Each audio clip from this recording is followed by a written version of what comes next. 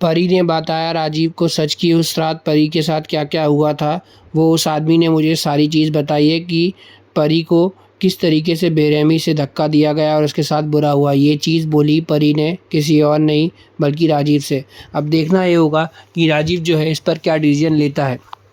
दूसरी तरफ आपको बता दें कि जो पार्वती यानी परी रहती है वो बोलती है कि अब आप सबको इस घर से जाना होगा और परी जो है वो घर से सबको जाने के लिए कहती है। तो जब वो घर से जाने के लिए कहती है तो एकदम से जो बैंक वाले रहते हैं वो आते हैं और बोलते हैं कि परी आपने जो पेमेंट करी थी, चेक भरा था, बॉन्ड भरा था, वो सब नकली है। उसमें कुछ भी पेमेंट नहीं हो पाया और आपका चेक बाउंस होता है और आपको अरेस्ट करना पड़ेगा। तो हम कह सकते हैं नीति ने अपनी चाल चल दी है और नीति जो है वो चाहती है कि परी जो है वो अरेस्ट हो जाए। अब देखना ये होगा कि परी को अरेस्ट करवा के रहती है नीति। यहाँ चाल जो है वो उल्टी पड़ गई है नीति की और परी जो है वो फंस गई है।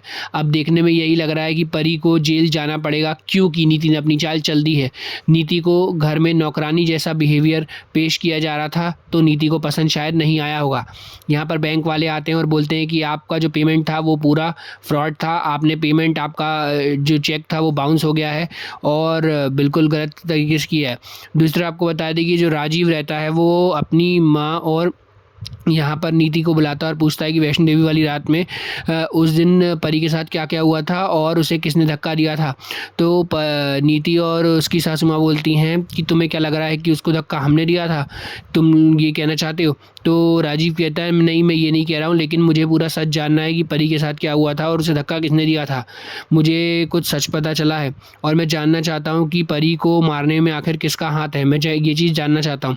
नीति अब घबरा जाती है, उसे लगता है कि कहीं राजीव जो है वो पूरा सच ना जान ले और उसको ये ना पता चल जाए कि परी को उसी ने मारा है।